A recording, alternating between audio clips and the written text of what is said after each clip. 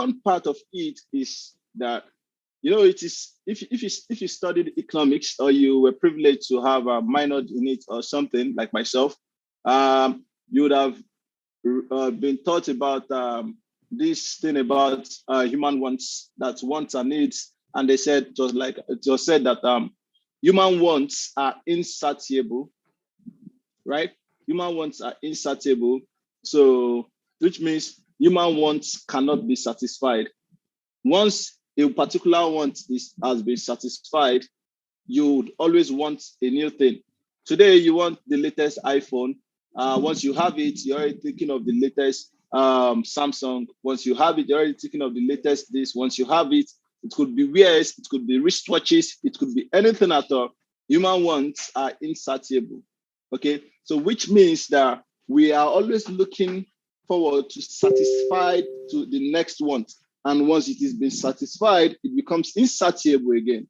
Does it make sense, everybody? Yeah. Good. So, funny, but the truth is, the same thing is applicable in the market.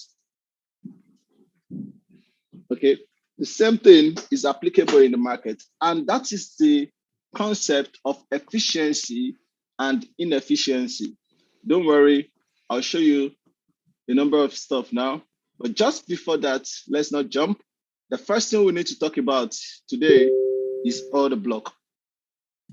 Let me look for that curriculum.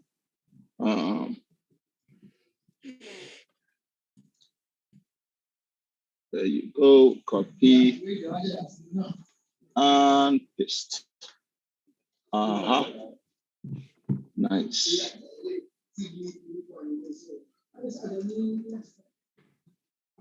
Order block. So there goes the question, guys. What is order block? Anybody? Somebody?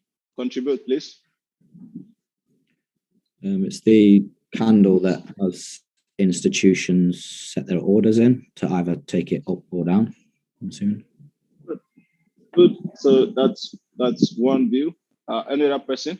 I really enjoyed our session the last time because we're all contributing and it was really interesting. So please, let's maintain that momentum, okay? Because the more you contribute, the more I can give you more, actually. Because the truth is, I don't have any, you can see I'm not sharing slide with you. I don't have any of these things written anywhere. I'm actually teaching you from what I know. So if it's been updated, yeah, you're getting it updated. And the more, if you want me to talk, the more you want me to talk is it's dependent on how you interact with me too. You understand what I'm saying? Like it's like a debate. Does it make sense, everybody? Yeah. So, and I believe it's better that way. Okay. So we can digress, talk about this, talk about that, and at the end of the day, we get value from it. So any other person wants to add to what the last person said about order block? The candle which pushed aggressively and broke the structure. Okay, the candles which are pushed aggressively and breaks the structure. That's one way. Another person? Mostly I use it like supply and demand areas. Okay, so order block, you use it to determine your supply and demand areas. Okay, and you always look forward to your supply and demand areas to be mitigated, right? So to be respected, so to say. Okay. Yeah. That makes sense. That makes sense. Now, the first thing I want you guys to get rid of in your understanding about order block is the concept of institution having their orders in a particular candle. Okay. Now, it works this way. I want you to start seeing the market, not just the Forex market as a Forex market, but I want you to start seeing the Forex market as a market first. Then the Forex aspect of it is just the fact that it deals with foreign exchange and is being represented with candlesticks. But first, it is a market. Now, in any market scenario, you have many participants. Okay, you have many participants, just like you have, just like you've been taught in the basics of Forex. We talked about the market participants, which are the retailers, the hedge funds, the banks, the government, and the likes. Okay. Now, in any market situation, there is the participant. And look, in the physical market, you have key participants like government. You see how government tends to intervene with price floor and price ceiling. For those of us who did economics, for those of us who did the economics, we're talking about how government tends to determine certain price for products in the market. Then you see we have the sellers, we have the buyers. All of these are participants in the market. Now, these buyers comprises of different classes of buyers in terms of we have those that are wealthy, they are filthy rich. We have those that are okay, they are average, they are technically rich. And we have those that are poor. Everybody, you find them in this market. And in any sane society, in any sane environment, those who are wealthy, who are rich, tends to be what of the lower percentage in that society or environment. True or true? Yeah, true. True. Then those who are poor tends to be the vast majority. The same thing is applicable in the market, in the forex market. Majority of the people that you see that trade the market are poor. Not that they are poor as in they don't have money in their account, but they are poor in the sense that,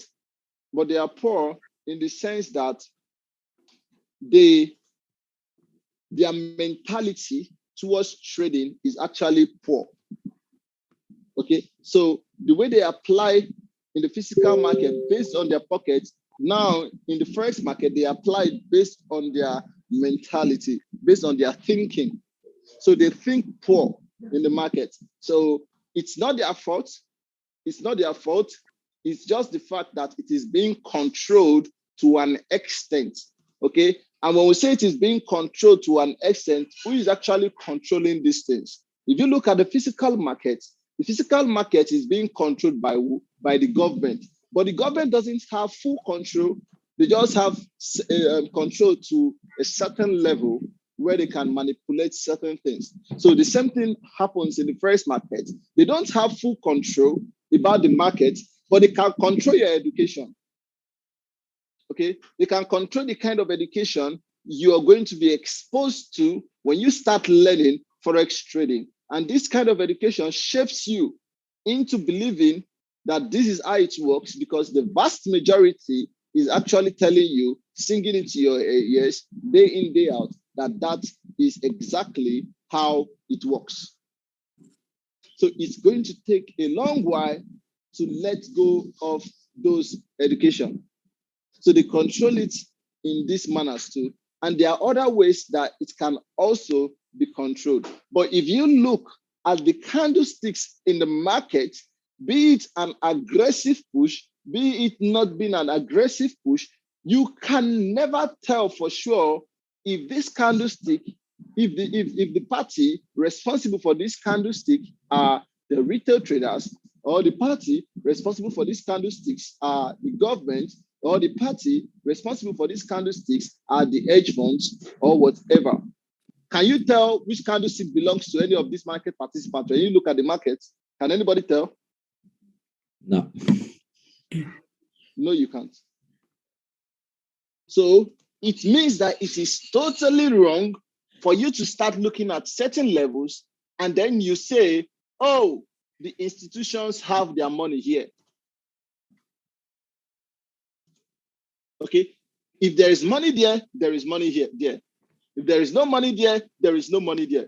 Forget about who has the money there or who doesn't have the money there. Okay, that way we begin to see things from the perspective of everybody.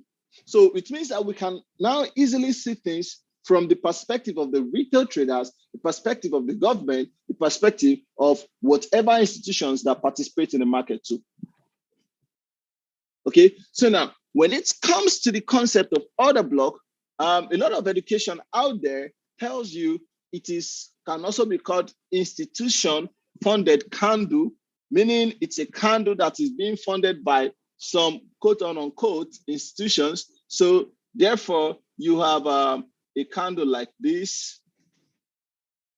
Then you have one that has, aggressive push like this. And then now you have this guy as your order block. Oh, in some cases, you could have some moves happening here. Then they say they buy and then they push the candle down. Then what is expected for price to come back here to mitigate and then continue lower. I believe everybody here sees the concept of order block to be something like this in a large, to a large extent. You guys see this as the concept of an order block. True or true, please? True. Yeah. So irrespective of how you want to define it, okay, this is what you are going to get. Irrespective of how you define it. But you see, what we should really be concerned about is the significance of an order block. We should stop. What I want you guys to stop is stop thinking for the institutions. Stop trying to think for them like, oh, this particular candle is their candle. No, it could be anybody's candle. And somebody will be like, how much do you have in the market that you want to trade against the banks? Or how much do you really have? You just put in some couple of thousands. Banks are putting millions and billions in the market, and you think you can trade like the banks. Let me ask you one question though. Across the globe right now, what is the percentage of retail traders trading the market compared to the banks? Is it more or less? Very less. Mhm. The retail traders. Is there more people, but there's more capital with institutions? Yeah, there is more capital with institutions, and then there is less. There is more retail traders trading the market, right? Yeah. Yeah. Good. So now, if we have across the globe, if we have 7 billion, probably 8 billion people in the globe, and for example, we have let's say 1 billion people trading in the market, for example, and out of this 1 billion, like how many do you think would be retail traders, and how many do you think would be whatever institutions or banks? 95% retail traders. 95% retail traders. So now, this if we have 95% retail traders, and we have the market doing let's say 7 billion per day, 7 billion per day. Like how much do you think the institution traders are putting into the market? Maybe 6.5 billion of it.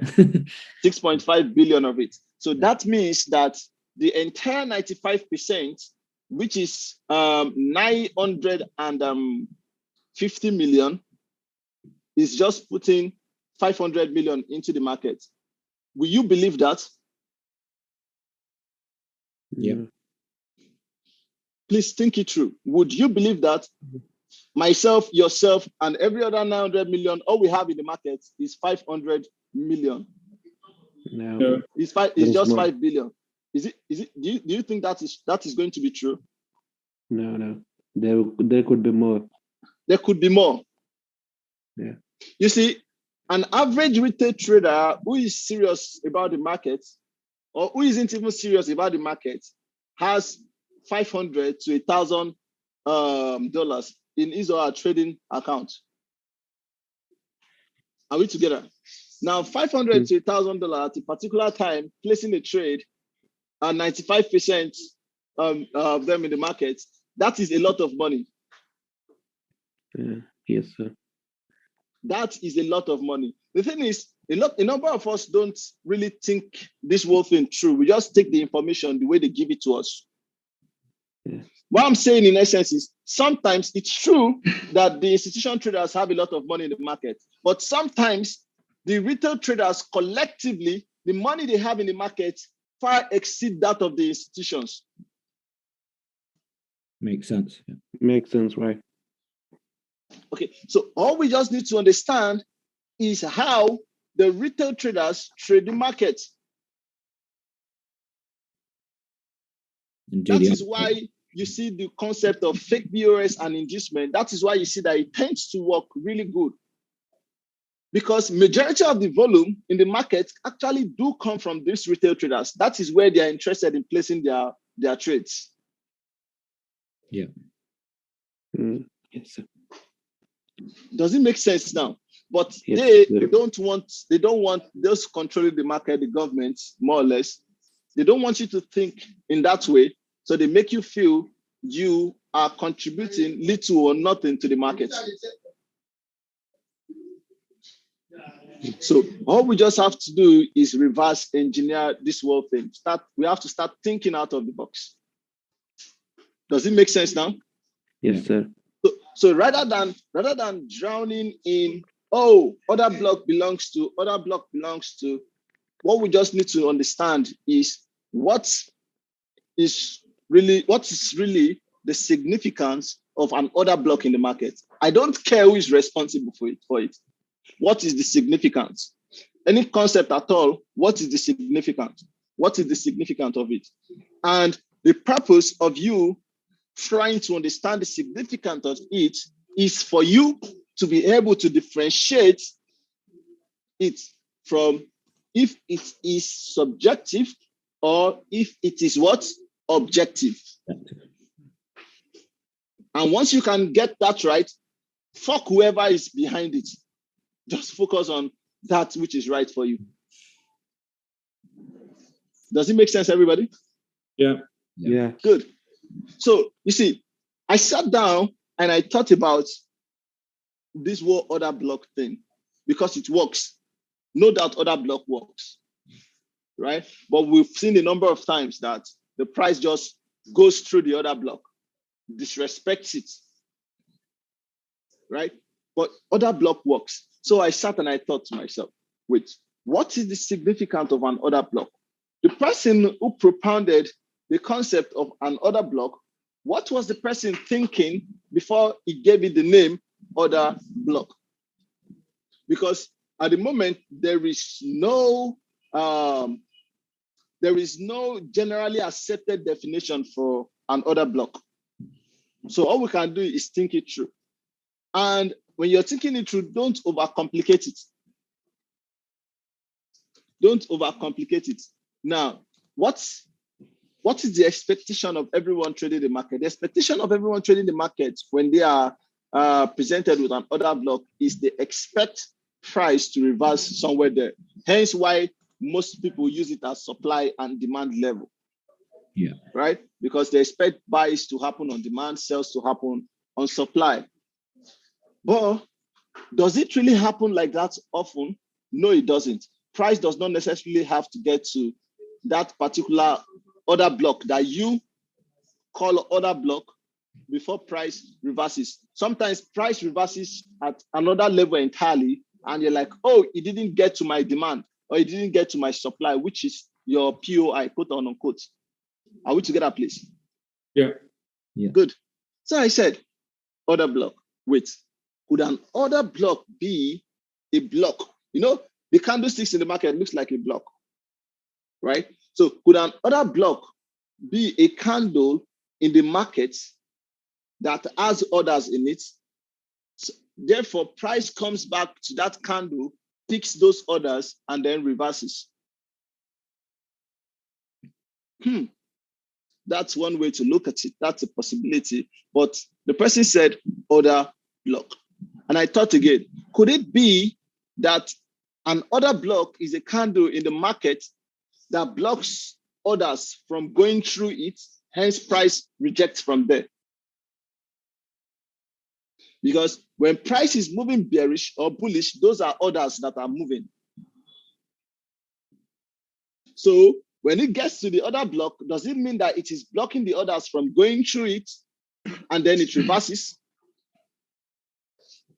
Well, when I thought about it, I was no longer interested in being right or wrong, because at the end of the day, what it did was it made me understand that if this is an order block and it has it's a candle that has orders in it, price came there and reverses. If this is an order block and it's a candle that blocks orders from going through it, price still came there and reverses. So for this to be right, we need to see how price reacts in the market most often than not.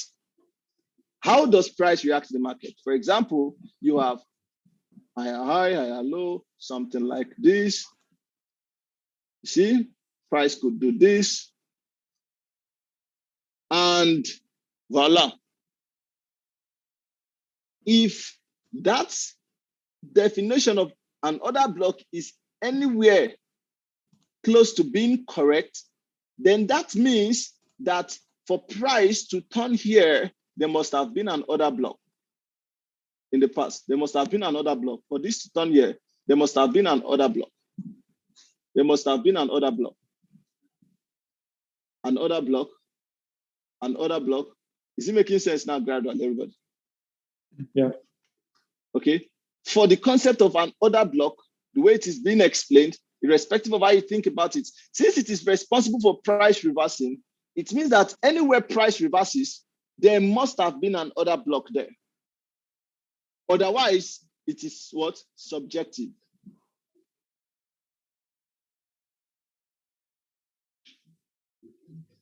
Are we together, everybody? Yeah. Yeah. Good. Otherwise, it is subjective.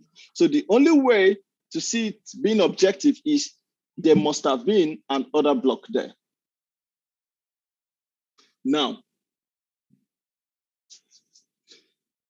if we look at a typical market situation, we would see that a typical market situation, for example, in a downtrend, a typical trend, you have lower low, lower high, lower low, lower high, lower low, lower high, lower low, lower high, lower low. Let's leave it like this. Now, in these lower lows and lower highs, majority of us, because remember all of these are candlesticks, more or less, majority of us, what we do is we come here, the extreme, pick that last candle here as our supply level, in this case.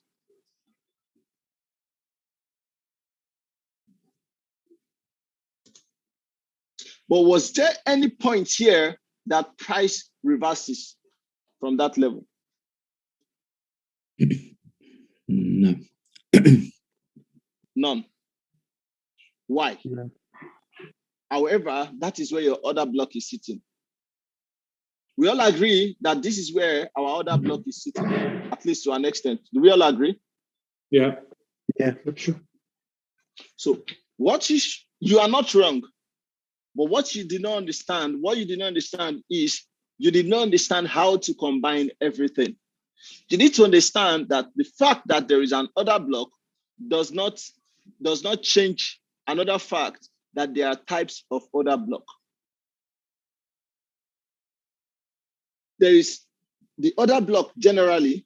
However, there is another type of order block that is called the sponsored candle. A number of you must have heard, a number of you must have heard that before. The sponsored candle. Sponsored candle, yeah. Yeah. The sponsored candle is the last buy candle before the sell move. The last buy candle before the sell move. That is a sponsored candle for a sell. And for the buy, the last sell candle before the buy move. It is an order block, but it is a type of order block. I hope everybody is following. Yeah. Yeah. Yes, sir. Because we're digging into it gradually. There's a lot of information I'm going to drop. These two can't be treated independently. Order block, demand and supply, buy to sell, sell to buy. So I'm treating it together. Then after that, we'll treat IPA and EPA. Now, that is what is sponsored candle. Why is that sponsored candle important? Shortly, you would know. Now, what you did not really get was that when you had all of this, remember these are bearish candles and bullish candles in between, bullish candles and bearish candles in between, bearish candles like that. So you have lots of candles here, but this more or less could be your 5-minute time frame. Sorry about that. Hold on. Okay, this, for example, could be your 5-minute time frame, where you have these lows, these highs, these lows, this high. On the higher time frame, maybe the 1 hour, maybe the 2 hour, what this is going to look like could be just one candle here or more than one candle here, but this level here will be more or less just one candle or more. So one candle, one candle,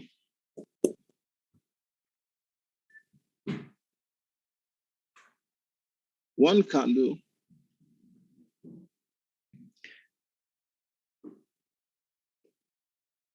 one candle. This is what it's more or less going to look like on the higher time frame. And all of these candles, what is this? This is what? An order block.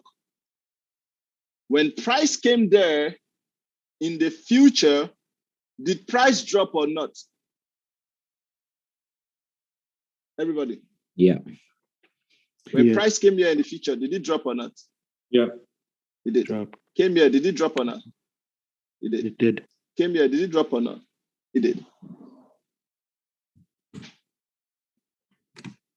Okay. However, when you drop to the lower time frame, you are not going to see those big single candles on the lower time frame. You're going to see them as what? A number of candles, like a bunch of candles, something looking like this. It's going to be a lot of candles like that. For example, on the 5-minute, it's going to be a lot of candles like this. However, on the higher time frame, it can be just one big candle. Is it making sense gradually? Yeah. Yes. Yeah. So you see that last candle here that you see on the lower time frame, that's fine. That is the sponsored candle. But you see the entire buy pressure, because what it has given you here is a complete buy pressure before the sell move. The entire buy pressure here is what you refer to as the buy to sell. The market bought, buy pressure to sell. You see that? The entire pressure there is the buy to sell. Then in an uptrend, it's going to be what? Sell to buy. Sell to buy. Sell to buy. Now, the question is, why didn't price come to the sponsored candle before it dropped? The reason for that is because, get this and understand it once and for all today. Your demand level is never in your sponsored candle. Your demand level is always sitting in your buy to sell and your sell to buy. So it's almost using the whole retracement or the whole range. Exactly. So now, this is how supply and demand works in the market, okay? Let's follow.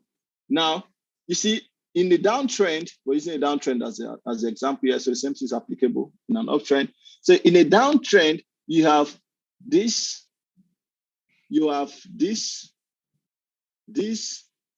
this. So you see, this entire level here, which is your what? Buy to sell, is what? Your supply. Your supply. Yeah. Your supply. Is it making sense, everybody? Yeah. You said, quick question. Can you say that definition one more time? The demand is not in this order block. Sorry, Yeah. what did you say? The buy to sell and the sell to buy pressure, the entire buy to sell and the sell to buy pressure that you see on the lower time frame is your supply and your demand level, not the sponsored candle. Yeah. Okay. And that entire buy pressure or sell pressure, this is the buy to sell or sell to buy, can be your order block on the higher time frame. It could be the 1 hour time frame. Remember, you only have access to the time frame that is being provided to you on most of these chart analysis platform. You don't have access to time frames like 1 hour, 17 minutes, and 24 seconds, where you more than likely might see the candle as just one single order block candle there. Yeah. But you can always see them as buy to sells and sell to buys. Does it make sense now? Yeah. So what we'll pay attention to is the buy to sells majorly and the sell to buys, then also the sponsored candles. Those are the two types of order blocks to pay attention to. Now, you see, if this is your market, this is your supply, this is what makes up your entire supply. So what it means is that, let me show you something here. If you have this low, this high, this low, now where is my supply? Everybody agrees that here is my supply, isn't it? Yeah. Yeah. Good. Are we on the same page, everybody? Yeah. Yes, sir. So this is my supply. Okay, remember, every push in the market have its own market structure. So in this supply, we have something like this, for example. We have something like this. So what you need to understand is this. This is the higher time frame structure. These are the lower time frame structure, isn't it? But Yeah. which is internal. Okay. Now, in this internal structure, if you look at it closely, there are other buy to sells and sell to buy opportunities inside too. We can see this buy to sell, buy to sell. Can you guys see it? Buy to sell. Even this one too, buy to sell, which actually makes up the sponsored candle. Yeah. Okay. What you need to understand is the entire buy to sell makes up what? Your supply level. This entire makes up your supply level. Now, which means that this entire level is your marketplace. That entire level is your marketplace. You see, it is just like you going into a supermarket or going into a store or going into a marketplace. When you get into a marketplace, do you have just one store in the marketplace or many stores? Many stores. Many stores. And when you get to the marketplace, you begin to check the stores one after the other to buy whatever it is that you want to buy. True or true? True. Now, when you get into this store, okay, when you get into this store and now you meet this market, you meet this store, when you get into this market, you meet this store here. If you find what you want to buy here, will you get the item or not? If you find it here. Yes. Yeah. Yes, you get it and then you get out. If you come here, if you couldn't find it here, if you find it here, will you get it or not? Yeah. Yeah. And then you get out. If you come here, if you get it, will you get it or not? And then you get out. Now, if you did not get it in any of this store, chances are you have only just this last store left for you to get it from. You are confident you definitely get it from this market. So if you couldn't find it in all of the stores, then since you're confident, you're going to get it from the last store. Yeah. Right? And if you don't get it at all in this store, what happens? You've lost it. Yeah, you get out of the market. Next market. So your supply or your demand is a marketplace. It is not the last buy candle or the last sell candle. It is not something that has imbalance. No, it's the entire marketplace. You can take the trade from anywhere inside. Anywhere. It can happen anywhere. And how do you know when the trade is going to happen? You would know, definitely. Like I always tell everybody, you would know. And the power of you knowing is what? MSU. The power of you knowing is MSU combined with IPA and EPA. I believe everything is beginning to make a lot of sense now. Yeah. That's why you see some people in the community, you'll be like, how did you catch that trade here? Weren't you expecting it to come to this level?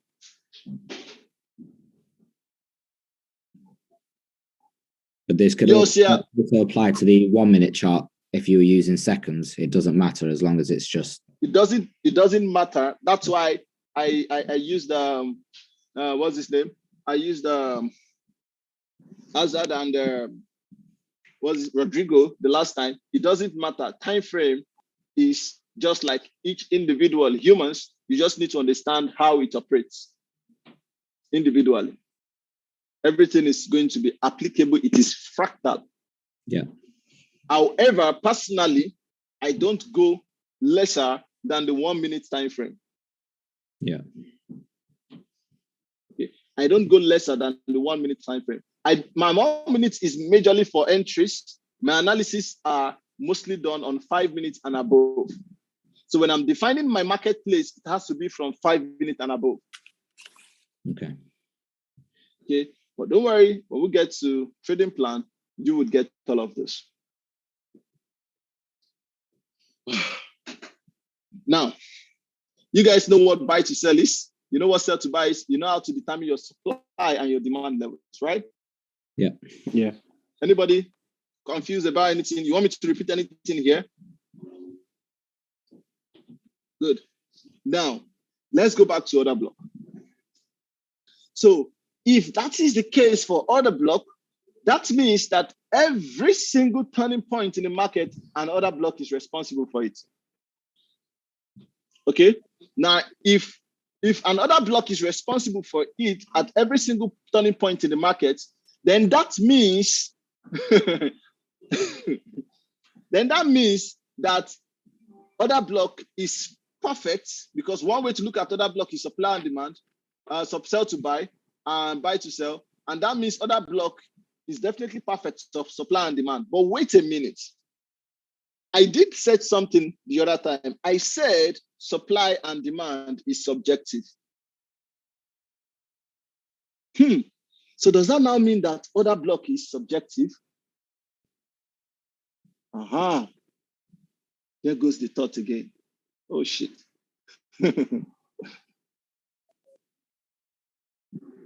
See that? That is why you need to truly understand this market. You see, if you notice, everything done here was perfectly done. But how about when you have a downtrend looking like this? The higher high, you have lower high, lower low, lower high, lower low, lower high, lower low. Oh shit, where did this guy turn from? Was there, can you see? We were happy to say there's a marketplace here, but the marketplace was here. How come you're turning here? You didn't get to the marketplace before you turn. Aha. Something is definitely wrong there. So you see, what you need to understand is for this, and you see, the funny thing is, this guy turned here and Yusuf is in this trade. Yusuf, weren't you waiting for the price to come to this level? I'll be like, oh, there is no need. Oh, okay. He said there is no need. I'm going to try next time to sell it here. And next time you sell it here and it just comes to this level, I'm like, oh shit. But Yusuf, he said there was no need. Well, there was no need then, there is need now. Okay, that is me trying to confuse you, right? What you need to understand is before anything that has to do with supply or demand, the first thing is what? Liquidity. Order block is responsible for the market turning at most of the levels that the market turn. Order block is responsible 70, 80, 90% of the time. Only after liquidity has been grabbed. So which means liquidity comes first. Liquidity is actually the primary reason why the market turns at every point it turns from. However, order block is the next reason for it. But you more than likely would not be seeing the liquidity all the time, but you'll be seeing what? The order block. So what am I saying? I'm saying price can turn without mitigating an order block once it has taken liquidity.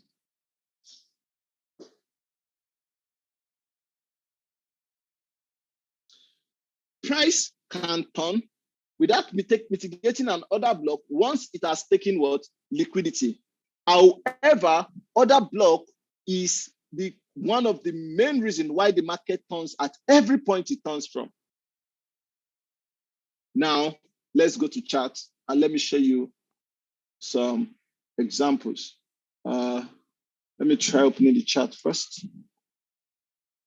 Hold on.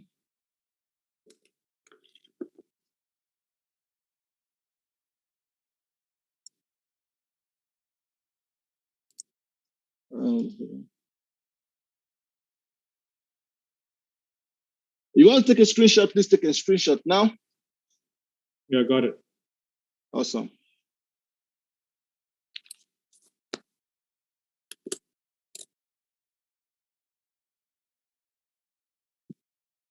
Is your laptop charged? Your iPad, whatever it is?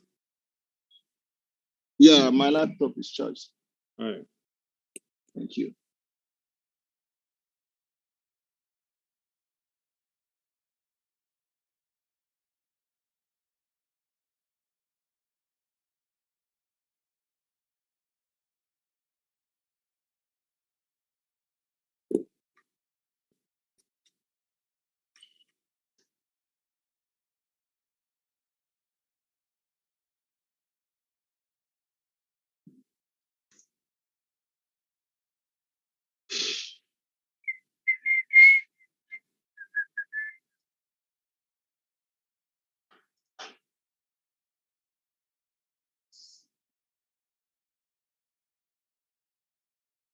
So you see my chart, my screen, yeah? Yeah. Yeah.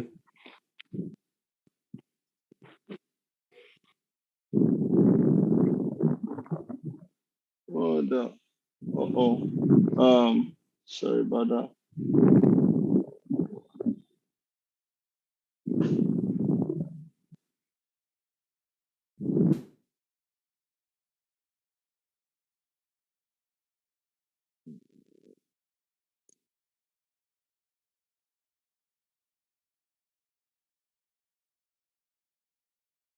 Okay. So let's look at this here. Let's take it from this level here. Let's see. To look at this level, this whole thing here, you ask yourself, we can't see what is here to the past, neither could we see this. This definitely from this other block, this definitely from this other block, this from this other block, this from this other block, other block, other block, this again. You see that sell to buy, other block,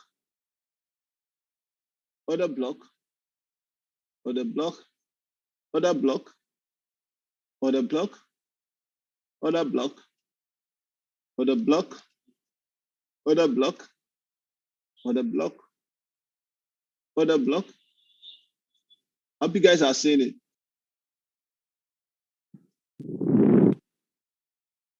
Can you guys see it?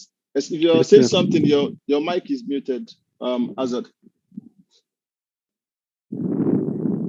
Are you just pointing out the last buy to before the sell and sell the buy candles that shows a turn? I'm pointing out both the sponsored candles, the last buy to sell, whatever, anything at all.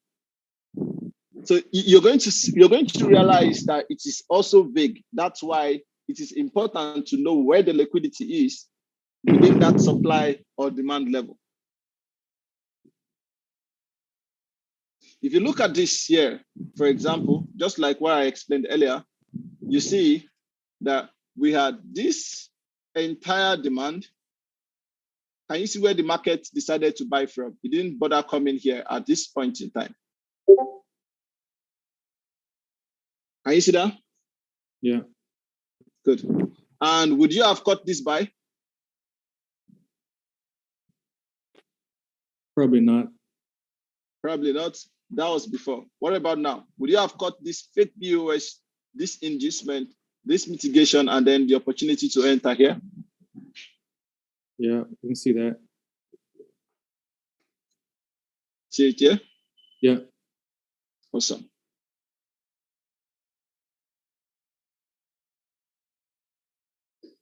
Making sense gradually, right? Slowly but surely, yeah. Mhm. Fake BOS inducement. This grabs liquidity to the left too, which is the mitigation. Your entry goes there. You'd have caught that sell. There are other entries, but I don't talk about it.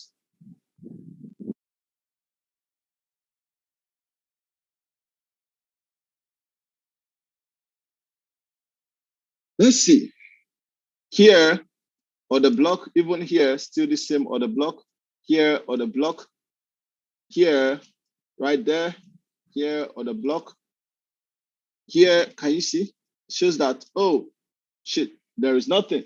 And you see this, you'll be like, oh, price reversed from 50% of the imbalance. If you have such education, I'm here to tell you today categorically, price does not reverse from an imbalance. An order block is more or less likely responsible for price reversing. If you see price reverse at certain level, and that level shows that it is an imbalance, there is a huge possibility that if you move to the lower time frame, you're going to find an order block at that level where there is imbalance. Does it make sense, everybody? Yeah. Yeah. Yeah. If it's not clear, please let me know. Okay, good. There you go. There you go. I don't even know if this got there. It did, that's nice. If it didn't, that's still nice. It did. There you go. See that? They get to that sponsored candle. You see? You had your limit here, for example. Did it get there? No, didn't reach it. No, it didn't. Because the market play started from where? From here. That's You what I guys see marked it now. on my chart earlier for EU this morning. Awesome. Yeah. Awesome. Awesome. See that? The marketplace started from there. Yeah, I might have missed this entry here, depending on what the 1 minute says, but I'll be in this cell from here. I don't know what the higher time frame looks like to talk about the liquidity cycle, but believe what I'm seeing here, I would have been in this cell somewhere here. Okay, now Can I make one quick question? Please make as many quick questions you want to. During that recent probably sell, there was sent an MSU, right? The cell I'm talking about? Yeah, the recent one, like from where there is. Yes, there that is. There is. If there is no MSU, I won't say I would be in the trade. Fake BOS inducement.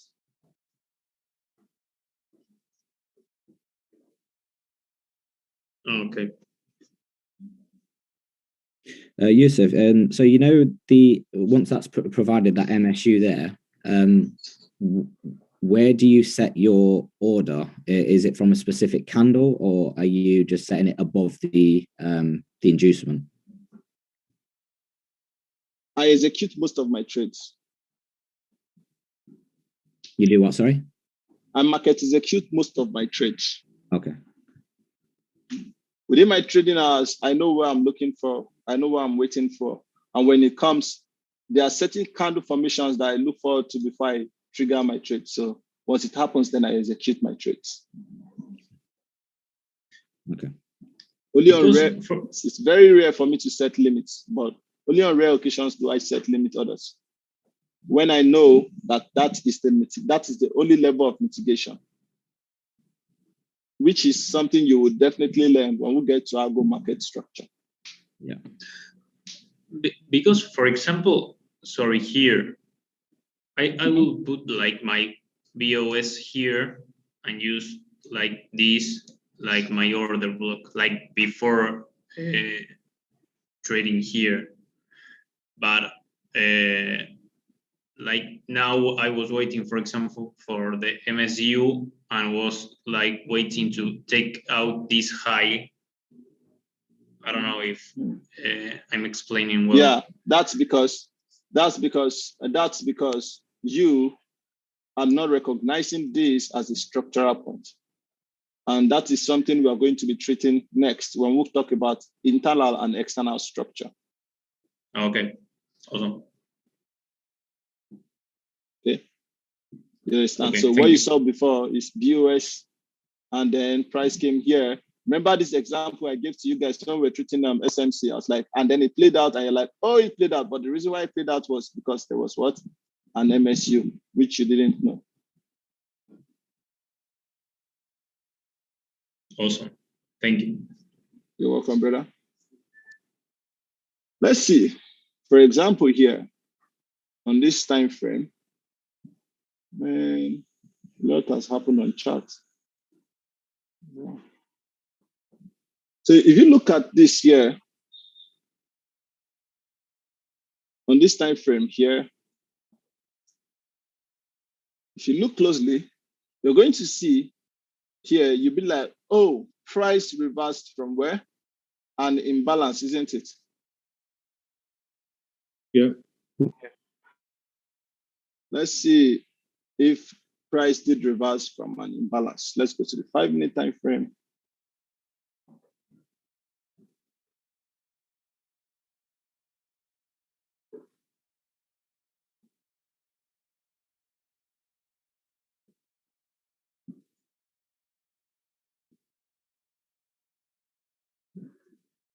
Okay, it can't go beyond this. All right. I've been away for a while. My TradingView subscription ended and I haven't renewed it. That's why I can't go into the replay mode either.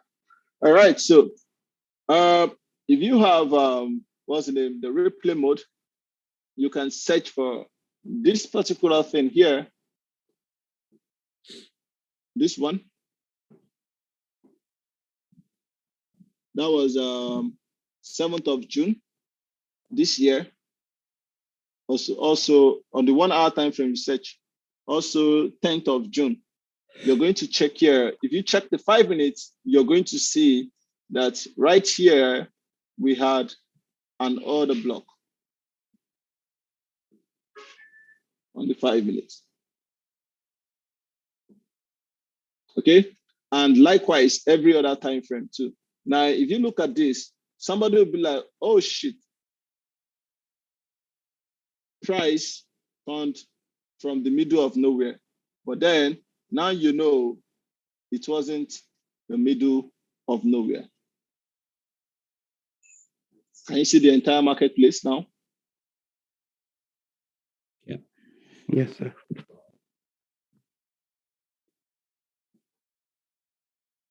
So right from here, we're already looking for, okay, will the trade present itself or not? Right from here.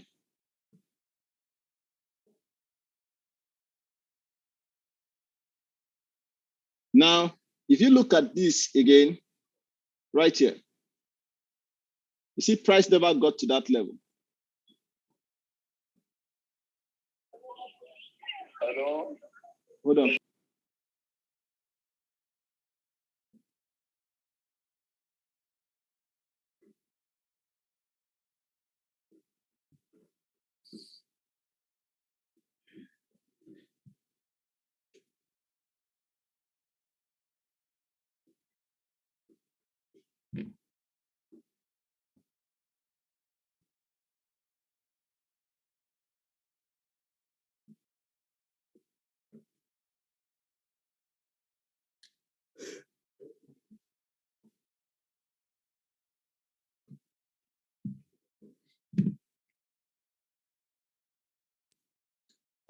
Hello, can you guys hear me now?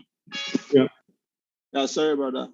Now, if you look at this here, you'd be like, oh, isn't this the entire marketplace? Then why didn't price, you see, price didn't get there. Why did price turn here? See that? why did price turn here? This has to do with IPA and EPA. There is nothing at all in the market that is random. Everything is deliberate.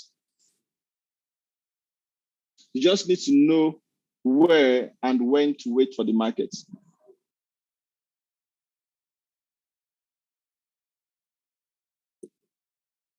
Is it making sense now? Yeah. If you waited here, Yeah. you waited here for an order block, you would have waited in vain. You say, oh, there is imbalance. Oh, it's engulfed it with an impulsive push. Oh, shit, sorry for that. You waited in vain. Then if you waited here, good for you.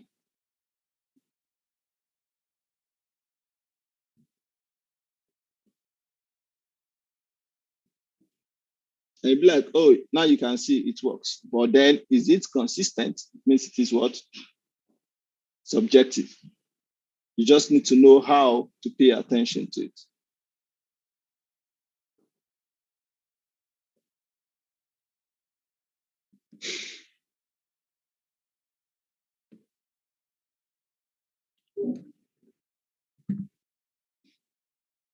Hope it is gradually. It is you guys are seeing it. It's making sense gradually, right? Yeah. Yeah. Good. Good.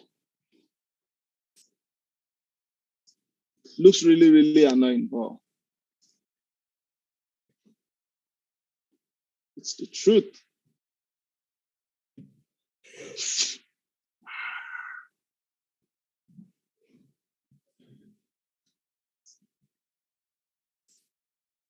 Okay. Look at this guy now. Look at this guy. It looks like, oh, he just turned from an imbalance here. Well, I don't know what is here, but how would we have approached this?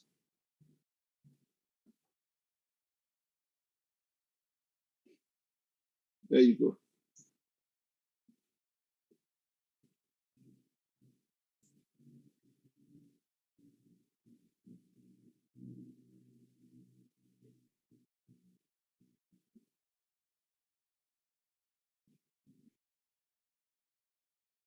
Now, you see that?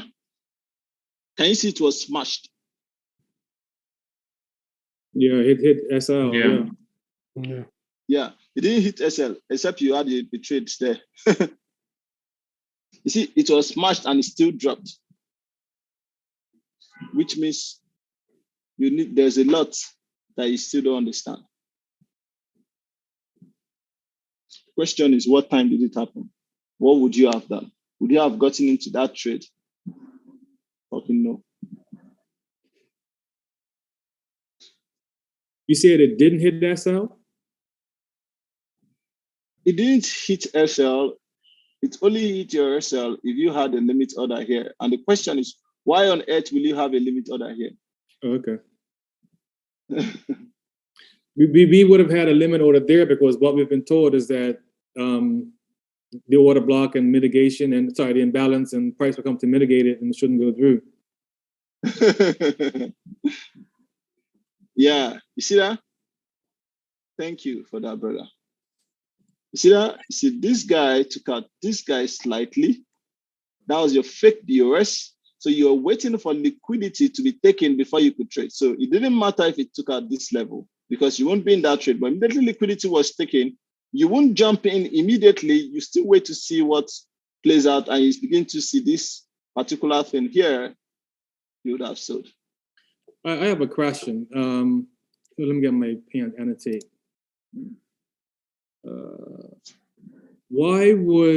How would we know that this would be, come up a little bit, a fake BOS? Because from what at least what I've been taught, this wasn't really a structural point that did anything, or is it?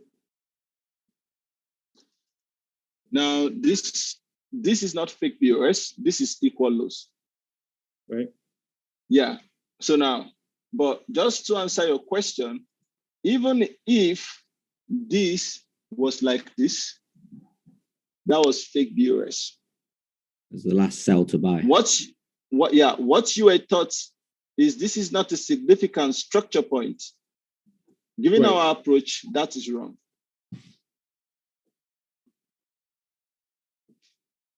Okay, so But, you but we don't talk about that today. We don't talk about that now because we have a section that covers that. okay.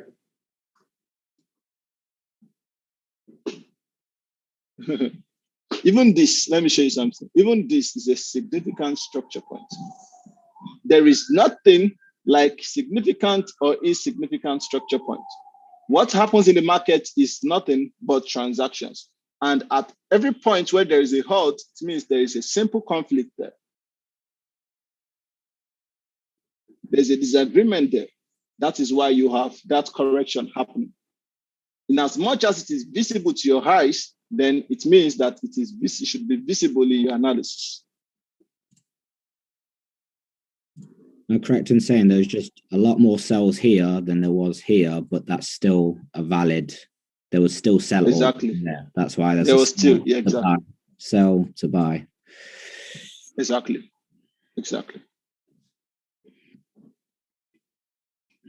Okay. For example, this high is higher than this. So that makes this a higher high, higher low, higher high, higher low, higher high, higher low, higher high, higher low, higher high. And all of this is a substructure.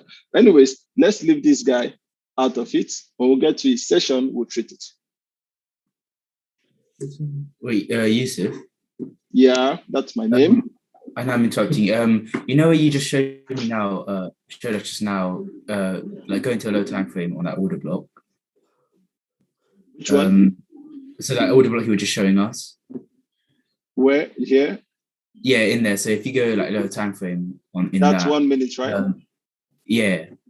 So my question is, so when price, like that order block is a point of interest. So when it comes in, no, the other block is not, this other block here is not a point of interest. As in, okay, so we're the purpose of marking this initially was because of the inefficiency, that is the imbalance that it showed on the 1 hour. Yeah, as in, okay, so let's just say that we were thinking of taking a sell and we're waiting for confirmation, so an MSU. On that high, that inducement mitigation, whatever you want to call that, this high here, I don't know what time, let me annotate, hang on. Somewhere here. Yeah, here. So yeah, this high here. At that point, you'll go into a low time frame and look for like some form of MSU, but you don't know. Like, how would you know that that's not going to play? Because by the time you wait here, it's too late. If you know what I mean. Like as you were saying, we need to do a fake BOS and then come out here. But by this time, you may have already taken the sell here and taken that loss. No. Like what I'm trying to say is, how would you know that is a fake BOS? No. Now, if you look at this here, and you see that there's a fake BOS, there's an inducement here for this sell. Yeah. Can you see this? This is what time frame? 1 minute. Yeah. Good. That's where your trading plan comes in, because MSU, when you move lower, MSU, you'll find it everywhere in the market, especially on the 1 minute time frame. The purpose, like I said earlier, of my 1 minute is for what? Entries. So my liquidity grab and my analysis is from what? 5 minutes upward. So before I can pick this particular trade here, I must have seen a 5 minute MSU before I'll start considering a trade. Okay. So you see, all of this that happened here, when price came here and took out this low, that is my 5 minute MSU, fake BOS inducement mitigation. I'm only interested in picking the buy from the 1 minute. And when price takes out this high, that is fake BOS inducement on my 5 minute, then I'm interested in picking the sell on the 1 minute. Okay, so you only go into the 1 minute once you see that MSU on the 5 minute. On the 5 minute, not just MSU though, but MSU primarily. So that's why it's important for us to treat IP and EPA next. Okay, thank you. You're welcome. I believe it's making sense now, gradually, everybody. Yeah. Any other question? None. Means we understand.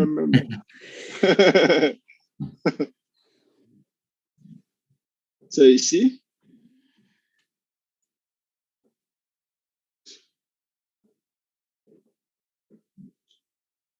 if you look at this, what is this? Is this not too much noise here?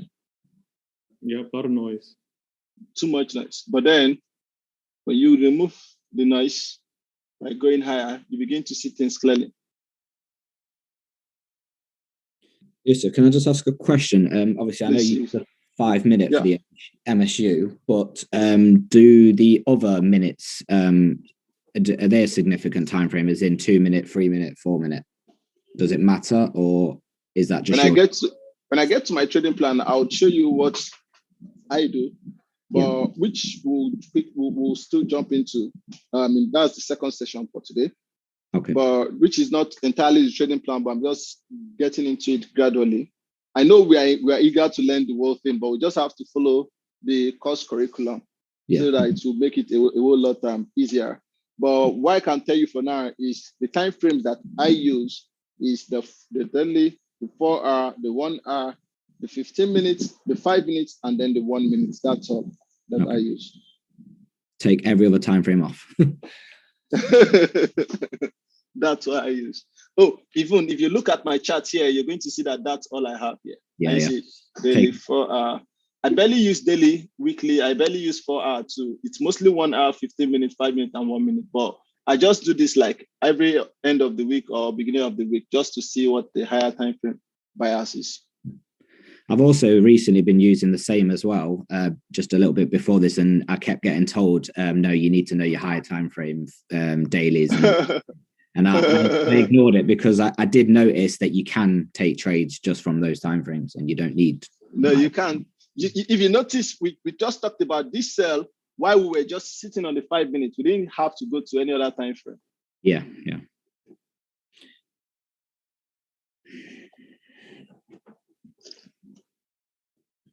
If I was in the cell, now I'll take partials. I think when you analyze every time frame or too many time frames, it clouds your trade before you get to your actual. Let me explain something to you.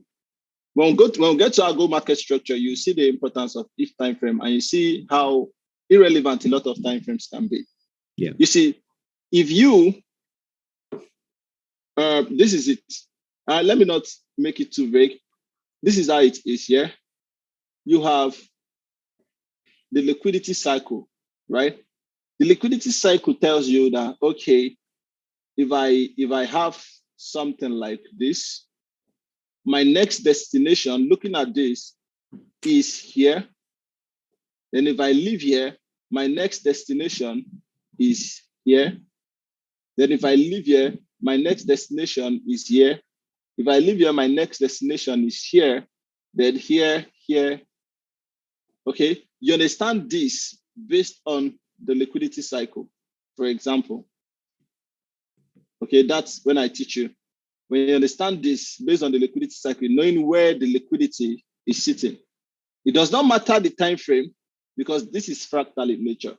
But when you know how to see this and you see that, oh, the lower time frame has a lot of noise. However, on the 1 hour time frame or the 4 hour time frame or the 15-minute time frame, in some cases, it is clear where the next liquidity is more than likely sitting on to you.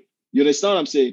Once you can tell that, then it means you know that for you to go from this liquidity point here, okay, for you to go, let me start from here. For you to go from this liquidity point here to this liquidity point here, for you to go from here to here, all you need is the lower time frame to deliver bullish here, because the next level where the higher time frame is going to is here. Yeah. And how is the lower time frame going to deliver to this level? By following MSU and with MSU together with IPA and EPA, which is what we're about to talk about. So you know that, oh, we're coming here, but anyways, price is doing this. I'm not interested. I'm not interested. I'm not interested. I'm not interested. Oh shit, won't I get a trade today? Oh, now I'm interested. I buy it. Yeah. Then for this day, this trade alone did 15 pips. That is 15% for me. I clear 12% out of it. I end my trading day. I'm fine. Yeah. So that is the purpose of the higher time frame, for you to be able to analyze and tell where you are in the liquidity cycle. Would it be correct in saying that this is your reversal and these are continuation trades? All of these are continuation trades? Honestly, I don't even know whatever reversal or continuation is. What I just do is I look for liquidity and I trade. Yeah. Because I don't believe that the market, I don't believe that there is an impulse and correction in the market. I believe the market is always in a correction. Okay. Okay, because most impulse you see on that 5 minute time frame or 1 minute or 1 hour time frame is actually a correction on a much more higher time frame. So right. the market is by default consolidating. Let me show you the weekly time frame, for example. Is this market trending? This is the entire market of Euro USD. Is it trending? Can you see? It's consolidating. And that's how almost every other currency pairs look like, except for that idiot called gold. Okay. Several months ago, I told them in the community that Euro USD is coming down to this level here. I told them. And we're finally here now.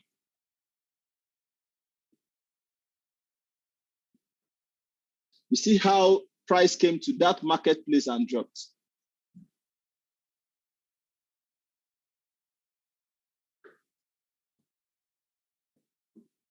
Yeah. You see how price made fake BOS inducement and then rose. Yeah.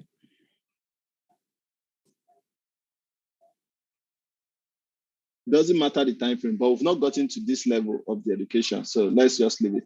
It's in the next part where we'll talk about structure. Okay, let me just quickly show you guys something on that weekly time frame. Now, because it doesn't matter the time frame, let's look at this, guys. Where did price turn from? Is it no other block?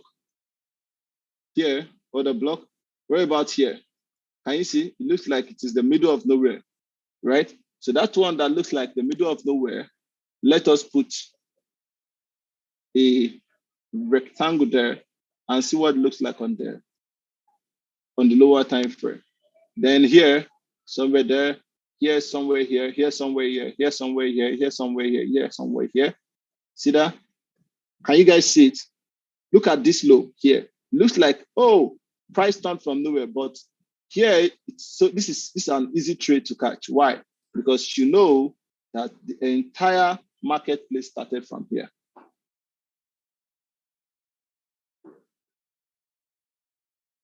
This one is easy, obviously there. Every other thing here is mitigation. So obviously you can tell where it came from. Then this again from here. Every other thing here is easy. Now there was an imbalance here. Look at this one here. You'll be like, oh, I don't know where this came from. Well, what did I say? Let's put a rectangle there.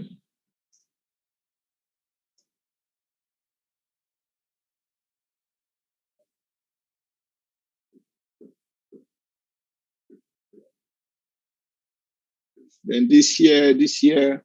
But in all of these mitigations, you would notice that with certain levels were mitigated, price came, took out the high, still mitigated, and blah, blah, blah, blah, blah, blah, blah. That is because other block is good, but liquidity is better.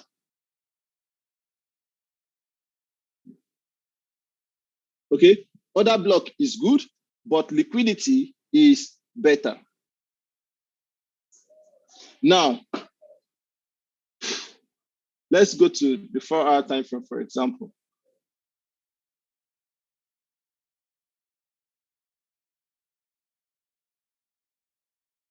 Well, it was an imbalance on the weekly time frame. But here, do you have an order block or not?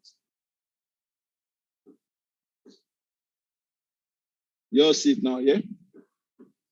Yes.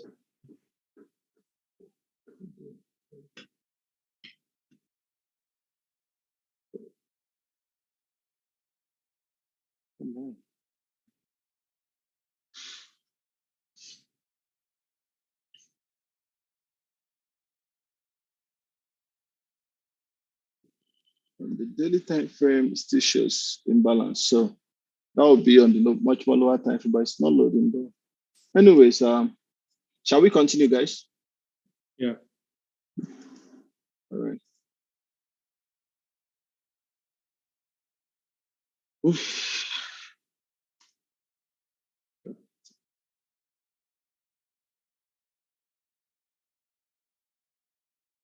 IPA and EPA, then we can call it a day.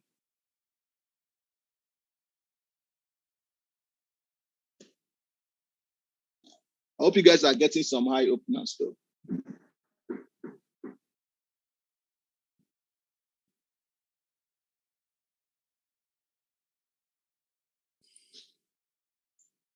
Oof. Okay.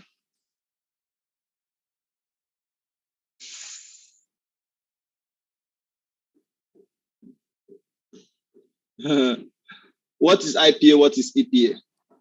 Everybody.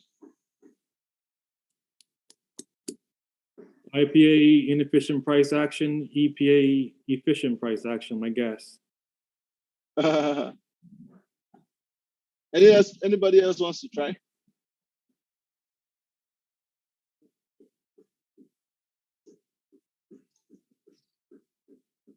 No idea. No idea. The guess was right. Efficient and Anton guessing then. Was that? That you had Anton double guessing then.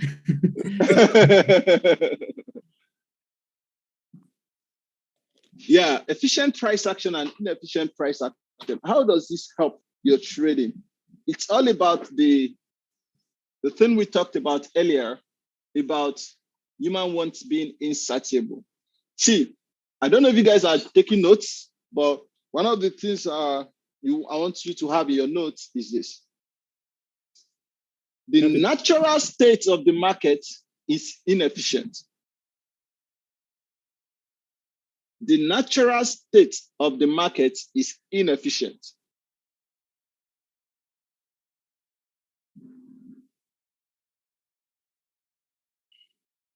Hence, the market is always seeking to be efficient.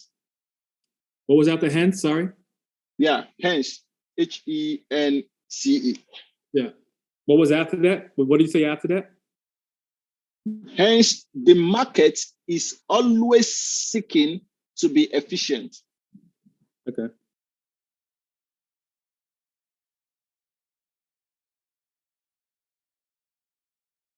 The natural state of the market is inefficient. Hence, the market is always seeking to be efficient. Now it's time. Is that one of those times that I like, where you guys get to market? I love this type of a thing where I have to do the drawing and then you do the marking.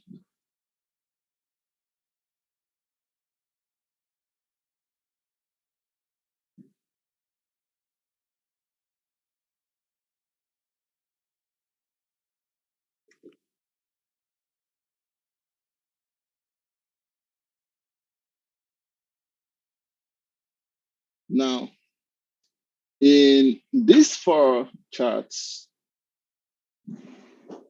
kindly indicate where you have efficient pricing and inefficient pricing. Meanwhile, we all know what imbalances are and imbalance. That's what efficiency and inefficiency is all about. It's all about imbalance and imbalances, and it's all about imbalances and where you don't have imbalance. So there you go, please.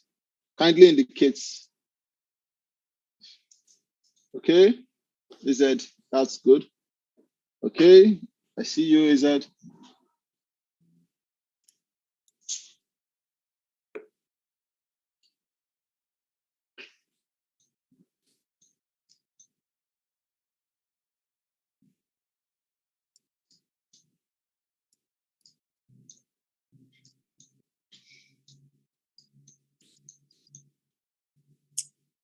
Oh, you know what? My mistake.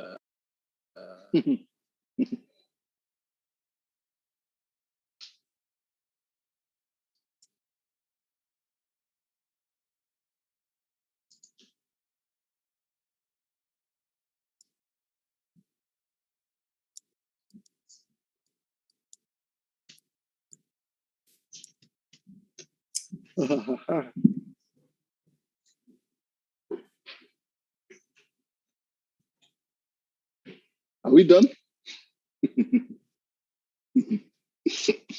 Nice. He's inducing us. I'm not. Now, look at this. You know, everybody knows this to be in balance. But what everybody does not know is this.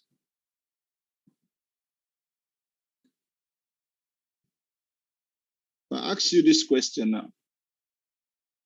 Is this inefficient or efficient?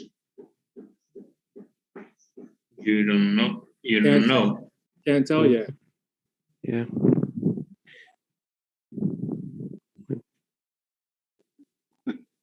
You have to wait, I think. Now, because isn't it just, it's just impulse up. is okay.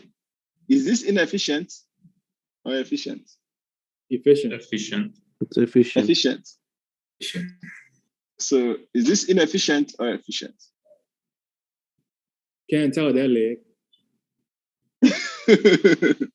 So you see, the thing is, right here, the market became efficient. Why did you say this is efficient? Because you could join these two together and connect these two together. At this point here, can this connect to make this efficient again?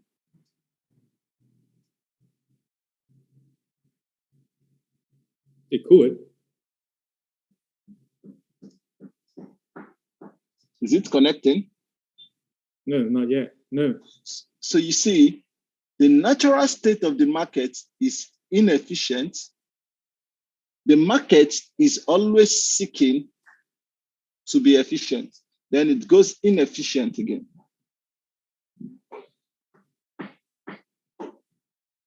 Sense. Should I go again? The natural state, you can see here, price, there is a gap between this previous price level, this high, and then now where price is. So there is a difference between this price and this price right now. Once price comes and covers this, we say, oh, it's covering the inefficiency. Then once it covers the inefficiency, it goes again to become what? Once it covers inefficiency, it becomes efficient, then it goes again to become inefficient again. It needs to come back to cover this again. So inefficiency is most often when the market is in an efficient market, is the difference between the last price high and the current price level. It is not just about the difference between these two levels here. Now, when you want to mark efficiency, okay, when you want to mark efficiency, this is what we do. and make that works for us. When you want to mark efficiency, where is this guy? You say, okay, higher high, higher low, higher high, right? We say this is not efficient. But the moment I do this, and then price goes up, I say, this is efficient here. So that is exactly what I have here. I have efficiency, EPA. Mind you, I couldn't mark this level here. You see this? I couldn't say, oh, this is efficient because I don't know if price is going to go lower. But I could say this is efficient only after price went higher. Then I said, this is efficient.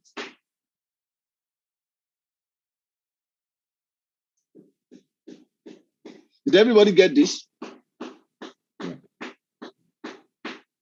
Yeah. It is important to get this. Very, very important. Why it is important is because it is not just about you crossing this line, but it is also about you joining these two lows. When you get to the rechart situation, you will see why that is that.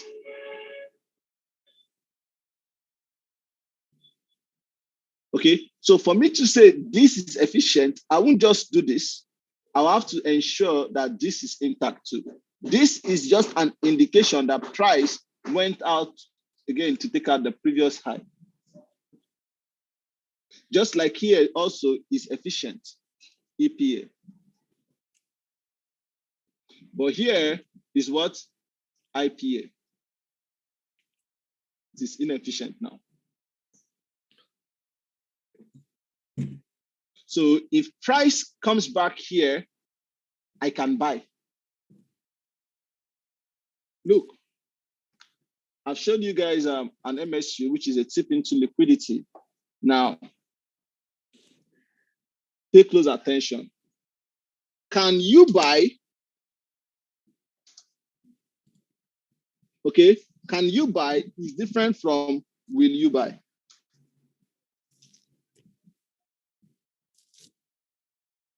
Can you buy is different from will you buy or sell? Okay, /sell. Is different from will you buy or sell. Can you buy is equal to EPA, while will you buy is equal to MSU. Is everybody following? Yeah. Yes. The first rule of trading, okay? The first rule of trading, the algo way, is never, you must write that down somewhere. Never trade from inefficient price. Never trade from inefficient price action.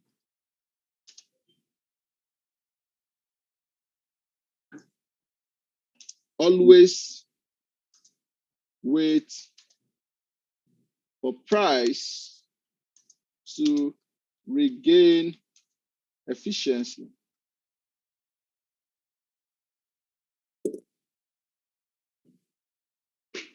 Never trade from inefficient price action.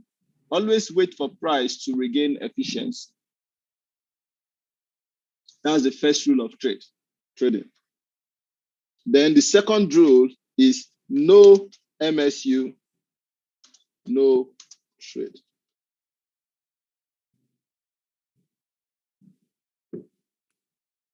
So first, it has to be on an EPA, then followed by what? MSU. Can you see how it is being layered?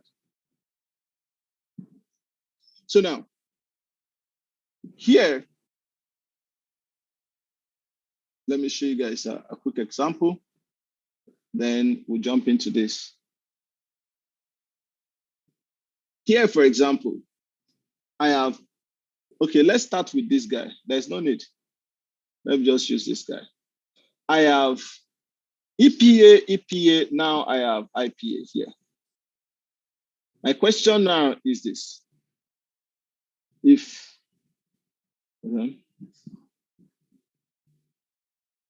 I am to bring this guy here, can you buy? Everybody. You should wait for the MSU. Unmute yourself, please, and respond now. Can you buy? Price is here now. Can you buy? You can buy, but will you buy? You see, it's a yes or no question, though. Can you buy? Yes. Yeah. Yes. Everybody agree you can buy? Yes. Yeah. The question now is why can you buy? Because of what? There is what? Efficiency. Will you buy? No. Why won't you buy? Because there is no MSU. So if I have, for example, if this is my higher time frame, let's say, for example, this is my higher time frame. Okay, let's say this is like the 5 minutes, and then my lower time frame comes into it and does something like this. Now, will you buy? Yes. Yes. Yes, you will. Can you see? Can you buy is different from what will you buy? Now, let's assume we've tackled this guy here.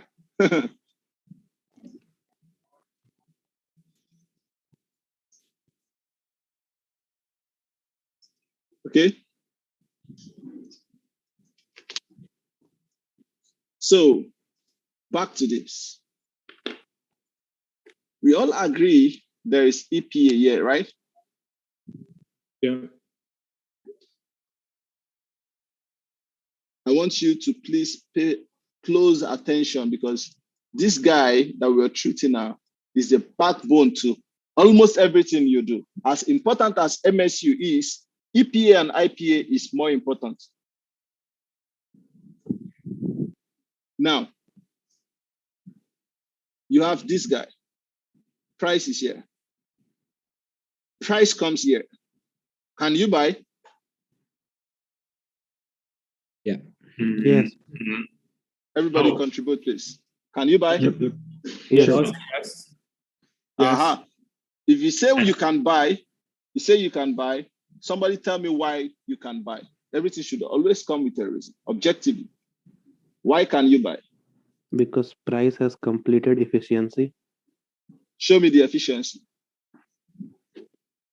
But this here. Or miss inefficient.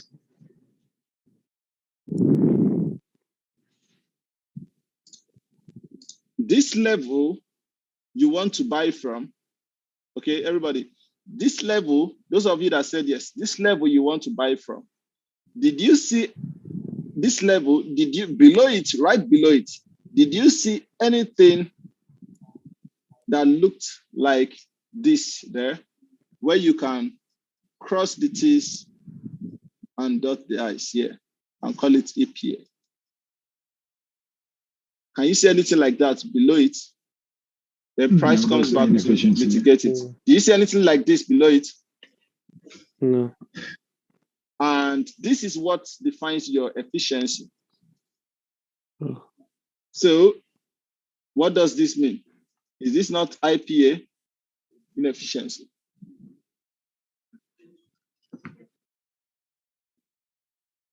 Do you understand? Okay, I see. Yeah. So, Everybody see it now? Yeah, now I got. So you see, Yes, you sir. can't buy this guy. So it should come like right here, right? Not it should. If it should Yeah. come here, then you're buying Like from EPA now. Okay. Not that it should. Price can decide to go up from here. It doesn't matter. But what you know is that you're not buying this. If like it should go. Because never trade from inefficient price action. Always wait for price to regain efficiency. So one way is this. This is inefficient here. This is inefficient here. So if price comes here now, I ask you again, can you buy? No. No. Everybody, are we on the same page? Unanimously, we can't buy, right? You can't buy because there's nothing below here, you're saying? There's nothing, oh shoot. You can't buy because this is inefficient. There's nothing right here. Nothing below there. Exactly. It's inefficient. Can you connect any two lows and call it EPA? Okay. Do you understand? Yeah. Look at this. This is IPA sitting right below it. This is IPA right here too. Got you. So if I have my lower time frame doing this, will you buy? No. No. I want everybody to contribute. Will you buy? No. No, you have an You MS will, you have but an you can't. but there's no EPA. Exactly. You have MSU, but there is no EPA. And the first rule is you must have an EPA. So even if you have the sexiest MSU in the world, if there is no EPA, you are not interested. Does it make sense now? Yes. Yes. There will be trades where it's just going to be MSU, no EPA, and they would play out fine. They'll play out really fine. Those trades are not your trade. If you see me picking those trades, that's fine. Leave it for me. You also grow to that level where you can pick such trades. But for now, you need to follow strict rules that will give you the 10, 20% you need consistently daily. Does it make sense, everybody? Yep. It does. Yes. Yeah. Yes. Now, if this likes, it should continue. I'm not interested. Okay? But there are cases where it can continue within here and I'll be interested, which we'll still get to shortly. So now, what did it say here? It says, always wait for price to regain efficiency. So if price goes ahead and does this, now if price comes here, now, can you buy? Yes. Yes. No. We can. Anybody say no? I say no. You said no. What's your reason for no? I will just wait for like this still. But you're waiting while you have here. Can you combine? Can you combine this and this now as EPA? Yeah, you're right. You see that? So one thing with most forex traders is we always get distracted with the imbalance that is here when price had already regained efficiency here. Yeah, it makes sense. You see? So now, what it means is that price, that's why I say always wait for price to regain efficiency. Price has regained efficiency. Now, if price comes here and then gives me an MSU, something like this now to buy, will I buy? Of course I would buy.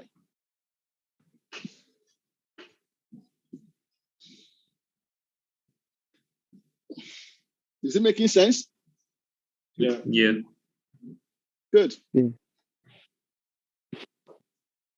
I have one question.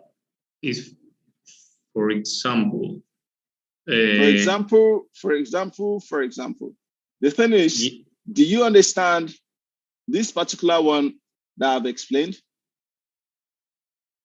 Yeah. Do you understand this? You do, right? Yeah. Yeah. Good. Just wait. Let me finish first. Okay. Then we can go with any other examples that you have in mind. Okay. Yeah.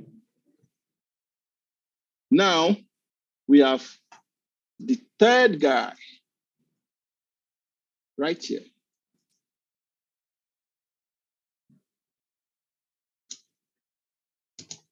This third guy, we have obviously IPA, then we have EPA. Am I correct? Yeah. Now, if price comes here, can you buy? Yeah. Yes. Yeah. Sure. See, everybody says yes now because this is not any different from this to a large extent. And you see that now, everybody now sees it better. Isn't it? Yes. Okay. So what if this comes here? Can you buy? No.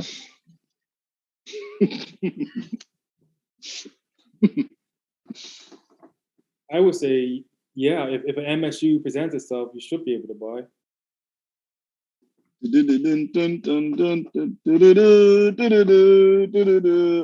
Answers. I'm waiting for answers. You should wait, probably. unless because price breaks here, this is going to be a higher fake BOS inducement, and then let me see. I don't know. You can wait until price comes into the inefficiency area and then buy.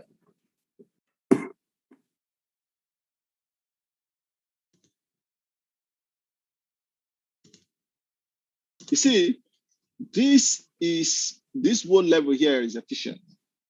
So it doesn't matter if price comes here and then you can buy, or if price comes here and then you can buy.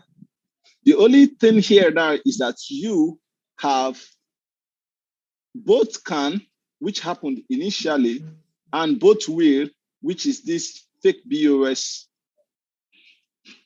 and this inducement. Yeah. So in this case, I can even buy this directly without waiting for anything to happen on the lower time frame. These are the cases where I was talking about that I can set a limit order directly, because this point here is what we call the point of invalidation. Okay, this is the invalidation level. Why is it the invalidation level? Because if price takes out this level, it means this MSU is invalid. Does it make sense now?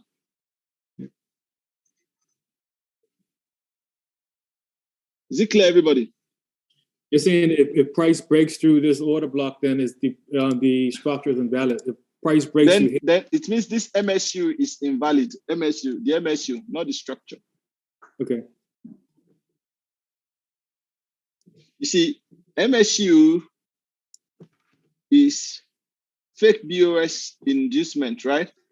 Yeah. And then this is the next structural level to be mitigated to continue. But what if price takes out this level? We can't have fake BOS, inducement. It's not possible. So it means for this mitigation that was going to happen, this is the invalidation level here. Okay. That's what I'm talking about. So you see, we can buy this one directly because we have both can you buy and will you buy. Can you guys see that the can always comes before the will? Do you see that, everybody? Yeah. Good. Only on few scenarios does the will comes before the can, and I'm going to show you those few scenarios too. Now, let's jump right into this guy.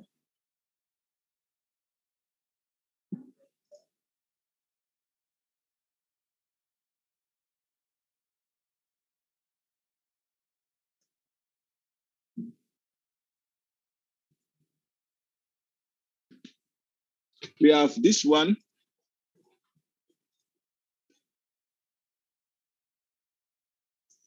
This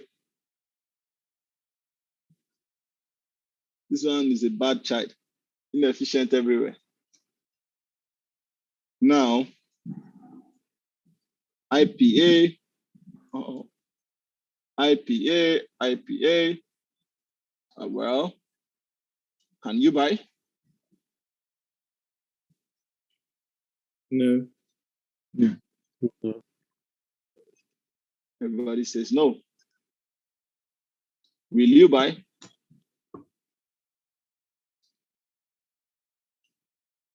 Boom.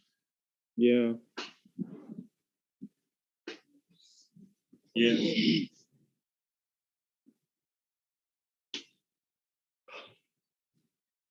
Do not forget, will you buy means you're actually pulling the trigger on your MT4. So will you pull that trigger? Will you buy?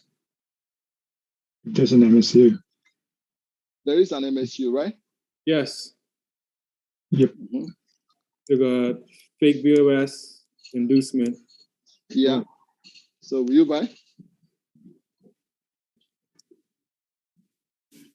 Will you pull the trigger on your MT4? Will you place the 1,000 lots to buy that? I feel like I'd still need another confirmation. 1,000 lots full margin. You see, that's really challenging there. Why is it challenging? Because it is inefficient. Liquidity has been provided. We know a transaction is likely going to happen. However, it is inefficient, which means the market is not happy. It hasn't satisfied its want. And you know, it's only when it satisfies its want that it moves away from there and seeks to satisfy another want again. Does it make sense? Yeah. So that's why we're confused here. We know liquidity has been provided, which is will you buy? But can you buy has not been provided, which is EPA, which is the satisfaction the market needs. In this case, what do you do? Even if, look at what I did here. If you notice, price didn't even come into this market level here, this demand level here. And see, price did not get there. So you can't even say, oh, I'm going to buy it because it's mitigated here. No, you can't do that. But what you can do is you can watch the lower time frame here, regain efficiency. Can you see what lower time frame did? EPA.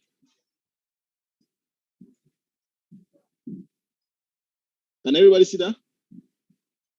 So given this lower time frame, I can buy this directly from here. Will you buy came before can you buy? I can buy this only if the stop loss is reasonable, because when you're buying here, you still want to put your stop loss somewhere here. Why? Because this level is still allowed to be induced. So you don't want to buy here and put your stop loss here, you get induced and then price goes.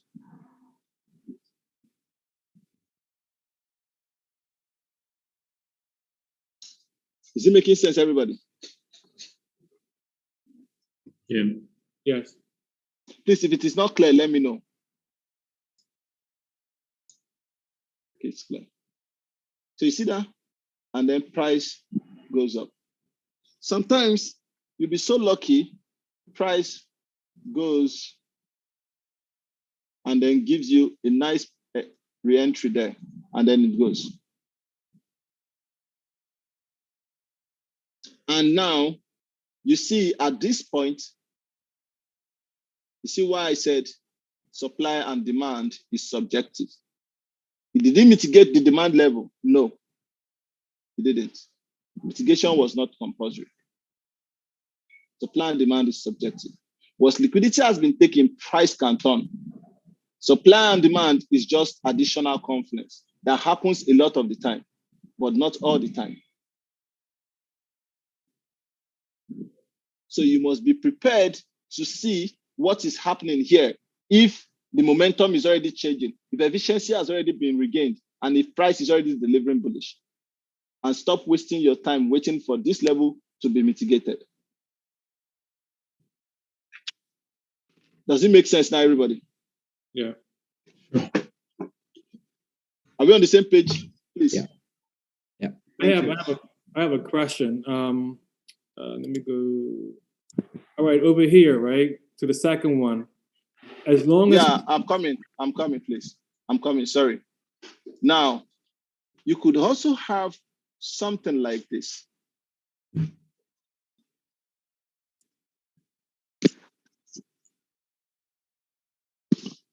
see this?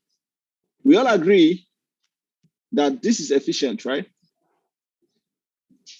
Yeah. Then this is inefficient. Now, price comes here. Of course, you know you cannot buy, but price did this.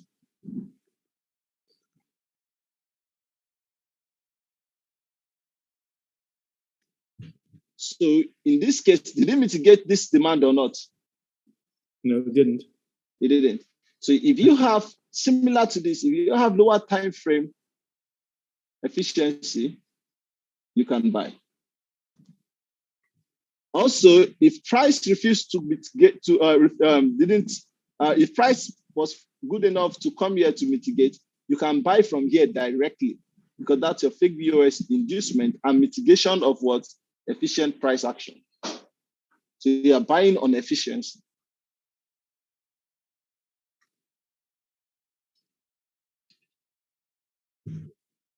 I hope it's not too much information I'm giving you guys so far. I believe we're able to digest all the information so far. Yeah. Yep, so far so good, Daddy.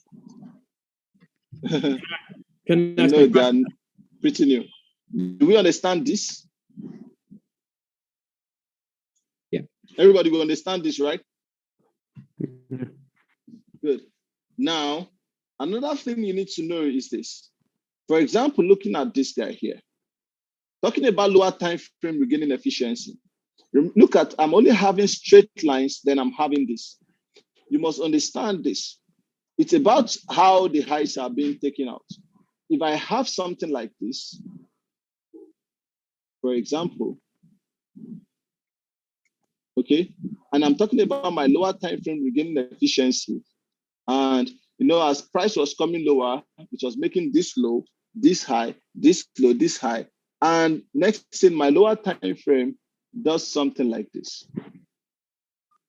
At this point, this scenario is different from this scenario or this. In this scenario, I had to drop the line from the first high that was taken. In this case, the first high that was taken was not in this, in this bullish trend, but the first high that was taken was in this bearish trend. So I have my efficiency right from here. So which means I can buy it directly from here. Do you guys see the difference, please? No, say that one more time. Go over that one more time, please. Look at, in this case, I could actually cut my efficiency from this high that came from this bearish trend, and then I buy upon the second leg here. In this case, I had to wait for the third leg before I could buy, because there is no leg for me to cut the efficiency from in the opposing trend here. Okay. So it has to be the next high here. Can you guys see the difference now? Yeah. Yeah. Right. So that's about that. Ask your question before I touch the last part of efficiency, because we have the type 2 efficiency. Then we can call it all right. a day for this session. Regarding this structure with this example right here, it doesn't matter how far price comes down, as long as price breaks this point right here, this high right here, then it becomes efficient, because we can connect that point and that point, and this high was taken, right? So it doesn't matter how deep price comes down, as long as it takes it. Okay. It doesn't. All right.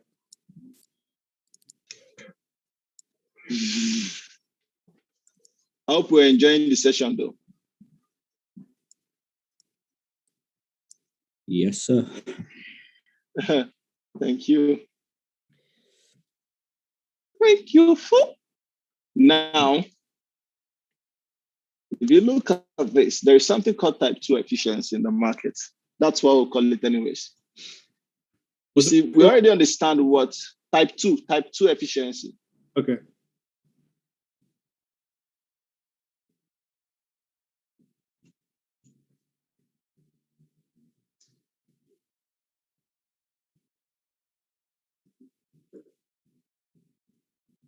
You look at the market, sometimes you have something like this. How do I put it? Let me see. You have an opposing trend. Then you have something like this. Then you see price comes here and then plays out. You see price didn't mitigate this elder brother here, this bigger supply, right? We all know that the demand level starts from here.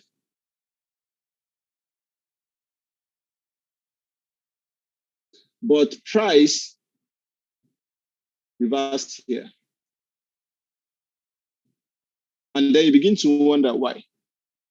The reason for this is because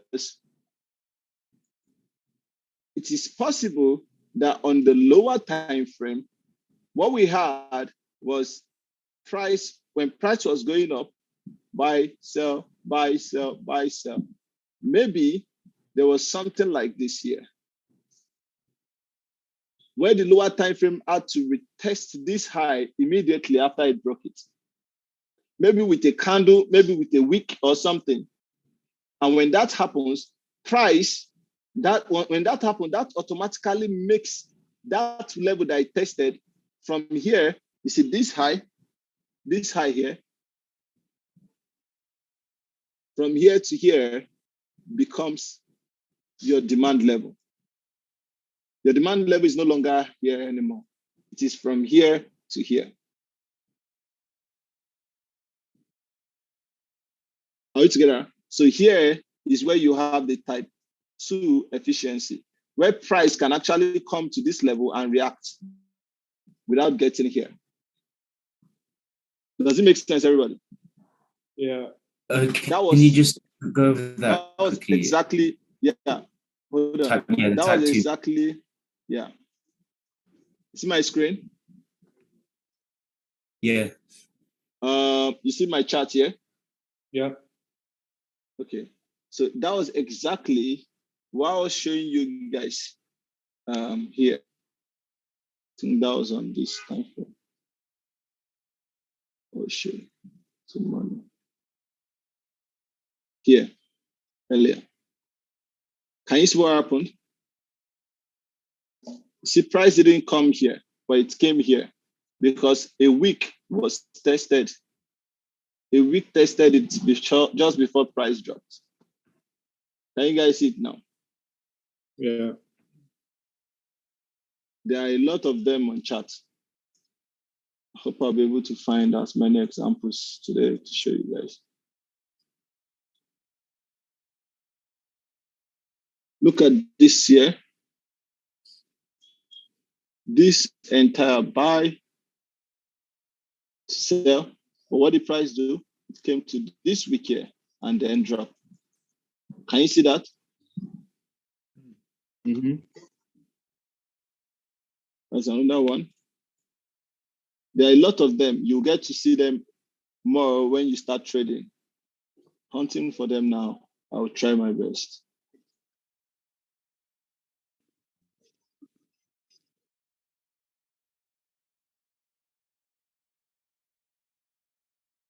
This one is still fair, still within that level. Look at this one here. You look at this. After price broke, this buy to sell, this one tested, this one tested. And instead of price to come to this level, price came to where? To this level. Can everybody see it?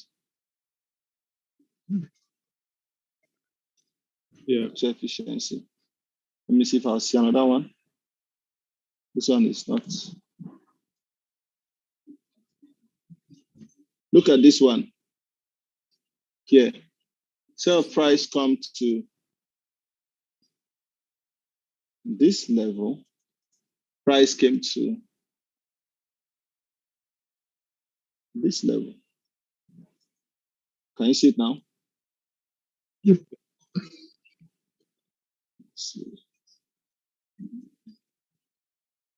Tends to happen a lot. Yeah.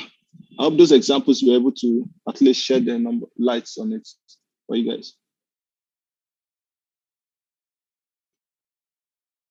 Does it make sense? Yes. Thank you. Yeah. Have you got any question so far? If you got any, please let me know. There's no question for now. We'll have to take that long breakdown and then meet again. Yusuf. Yes, boss. So how's the type 2 EPA different to like the normal one? I didn't quite catch that. Normal EPA. Can you see that? Yeah. Type 2 EPA. You have the lower time frame testing here just before price drops. Therefore, rather than price coming to this entire marketplace, price came here. Okay. Yeah. Yeah, I get you. Yeah, I get you. Okay, yeah. Thank you. Any other question? You're welcome, brother. I have one question about like how we know in which time frame you're looking for an inefficiency. Like for example, in the 1 hour you can find an inefficiency, and in the 5 or 15 minutes it can be efficient. Don't worry. Everything would come together gradually. Remember, the education is in steps. Just try to take the information on what we're treating now, try to understand it. And if you have any question based on this one, I'll answer it. Then we will get. I more than likely would answer every single question and every single doubt that you have in your mind by the time we're done with the whole thing. Okay. Okay. So don't worry. Sure. So just based on what we're treating gradually, let me know if you have any concerns, you have any questions, and I would definitely handle it. Okay, guys, if there is none for now, let's call it a day for now. And we will meet again. Let me see, what's the time?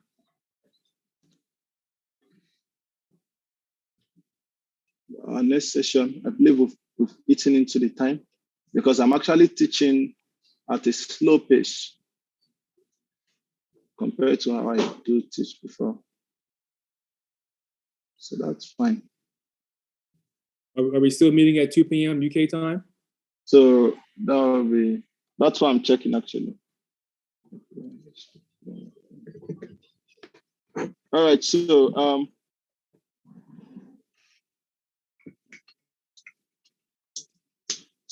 let's make it 2:30 p.m. UK time, guys. 2:30, okay. Yeah, 2:30 p.m. UK time. So we're still meeting. No problem. All right, see you guys soon. And yeah, catch you guys later. Bye. Yes, thank you. Hope you got a screenshot. I should go back there so you take it. Yeah.